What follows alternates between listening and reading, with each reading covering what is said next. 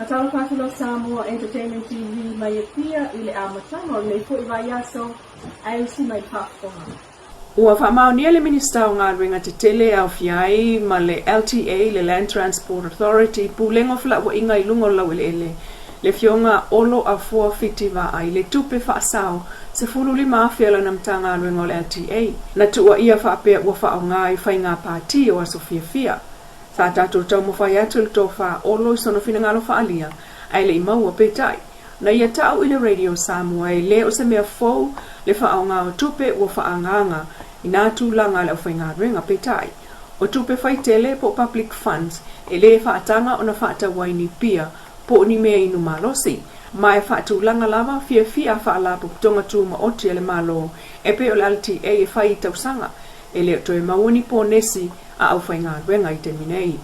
E sa noa e whai lava lana paketi o me wha aluai ai o mea masani o lewa o na whai e le wha apea e se fululi maafeta la o na whai atoa i lava lea e le wha atau aini pia e na o social funds mo awa malosi ai na o ni tau mawha. Sa noa fo il minsta ia olo o le wha moe moe le wha mawaenga ma le officer sili sa ia i lava ta penanga le officer sili ma lona ainga wha apea le pūlenga o le LTA. E le eise tupe le malo po se public funds na aluai i le mea le nae pe o na ia saunoa. O le wha alualo lava angalu malemana malona ainga pe o na wha manino e le fionga minista. I talato e Tuli-Loa ma le ofisa o leo. E le eise wha sea o ane i le ofisa wha atau i le au waa leana li potia le wha o lima iai o ni tangata mai e whenga i le wha ungol vai asa taluai. O tau manga o ngā ruenga wha mama le nuu o whenga i o na lau ele o i tua mai o lona lau ele sātu inatu. Wha altu la whono e no nofo ai tangata o le au waa mai le ala tele i savai talu a fianga i le lava i tausanga o mawai. I le lipoti alo tātou paanga o lea wha le tonu na fiai se li i le au waa i wha o ngā lima, wha o ngā aise au penga matautia o le maa, maa matua i whal maa i le na fia motonga fitinga matua te e i tua. Sa noa le fionga komsino mtanga luenga o leo a wapa au longo i tino Filipo. Ina wata ato fsilgia i lea whale tonu.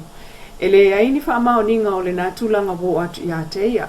E le ai fo i se tangi a lea li o le au waa na wha aulu atu le ofisa o leo i a whenga i le taimine tato fsilingi ai. Mai o le atanga i ai, pe atau nu atu se wha sea i le nali poti. Mai lava le ofisa o leo i a pia to asfulu valu na tau fia mai e leo le lato wusfa inga.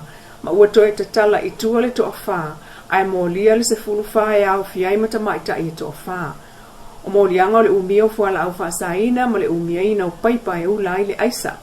O tau fia uma i lato i lalo vavai ngā leo e whaatali ai, i le aso ono o Februari, e vala a waile lato mta upu. E ono iai fo ini mō lianga wha au popo e peo na tali mai le fiunga komsina o leo, ma whale pui le sunga au i tātou fasili.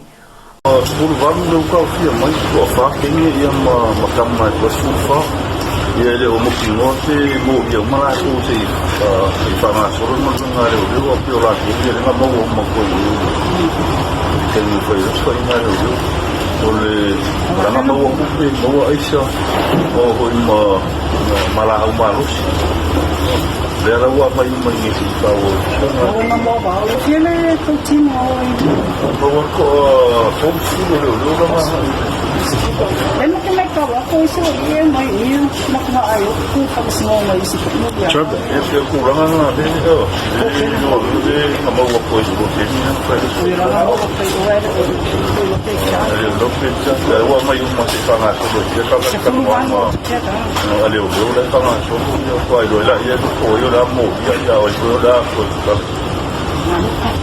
ok, rồi mà bốc xeo kia lên ngoài thì cái giống như cha mày là với xeo có cái đuổi lũ mà cái bằng này gì mà bốc cái O le taun unga le na, o le usfa inga le ale o leo i maalifa, i le asofara i le na te anei. O amatal tau sanga i le o nga whaawau o le tia papata Art Center a le sunga papali i Steve Percival. Pei o amata le o ngalvaya sa tolwai le vaneina o mamanu, o le isila sanga o le ngau singa o le siapo mamanu. Pei tai o le siapo sina lava ia, e pa e maa e le aini mamanu e le lomia, pe valia i foi. O siapo na sa tele na whaonga i lava o sa uma mai ana mua.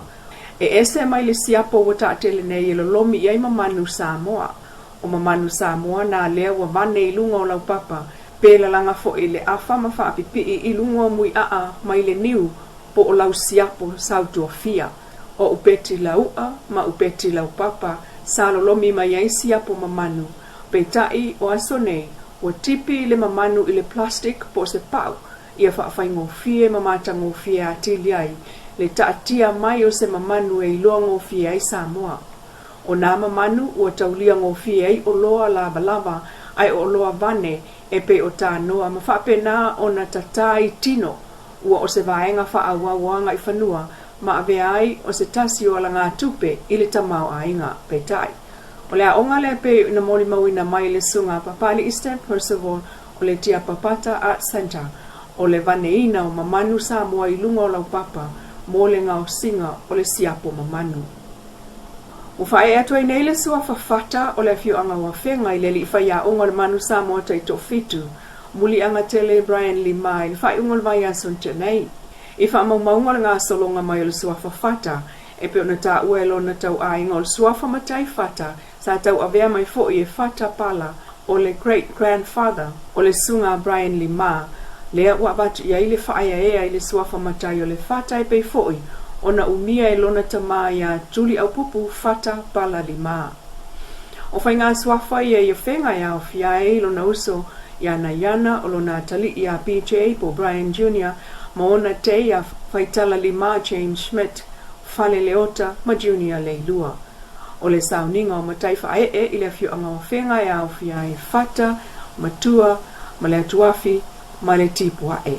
E le ima ustato whatalnoanga ma le li whaia ongal manu Samoa whata, muli anga tele, Brian Lima, pe taina ia tau I le Samoa kolopo. O se whaamanuianga mo ia, lona wala au, e tau tua ai I le ainga o lona grandmother ia whenga. E whaafo ia I le vi inga I le tua, mai whaalongalango pia I le whasosoani mai o le alii, e tau tua ai le ainga ma le nuu. Tala mai Amerika Samoa e ui ua whaamuta se polokalame le teacher aid a Amerika Samoa I le umane ai o le masino te semalu o lo tolu. Pe ta ele o whaavai ai le una I alona kovana sili le manu peleti maunga, mo le anga I lumo le tusanga o ngā whaawau I le lua o lua whaa. E ala I lana tusi o le aso tolu o Januari lua o lua whaa. I le whailau tusi o le Samoa Affairs, ma whaatonu o pulenga wa onga I le territory. Ina ia amata mea I le whaalea lea ina leo lanu I loto a onga. O se mitamitanga I le malo mo tātou tangata. Ai o se le sona e a oa o mai whalea onga ma a inga a o la iti. Ia amata mea le pulenga wa onga. I le whaamasani e whaapoto tamaiti a onga. E la tau te moli mau le sisi ina o le fua. Mausu le vi o le fua le malo tele o meleke. Ma le vi o Amerika Samoa. Vanga nā so timu e whaatino ai tutono potu, pe tai. I le toe tuli loa ina o le whaamuta ai o le polkalame Teachers Aid, ai le umano na taimi sa whaatulanga mai ai. Ua o se la sanga wa afia umai a onga tūlanga lua le territory, I tūlanga tau le uti o whaia onga. O isi a afianga o tangata ia sa ngāru lue ai. O le motu sia o ala ngā tupe sa whaamoe I ai tau singa o lātou ai ngai sa uma. Ai o ai tā lafu tupe po o loan si whale tupe. Ua poloka ai pe meni. Ai, na tā ua le te whono le pulenga wa onga le sunga fiu sai lua. Ina ua tātou singia le masino November lua o lua tolu. O le ase I tanga I ai, tānu e le aisona I loa I lea tūlanga. O le vai aso taluain wha maoni ai el tasi o tina talavou, nei le polkalame le teacher aid. Ua le aisa na ngā luenga, mai o lo tau sa ilia se isi ngā luenga I tutongi ai lana loan. Lo Samoa Independent TV mai e pia mas whaopuponga o nā tamua. Ia sa tai au le alofo le tua ai paso I fuai.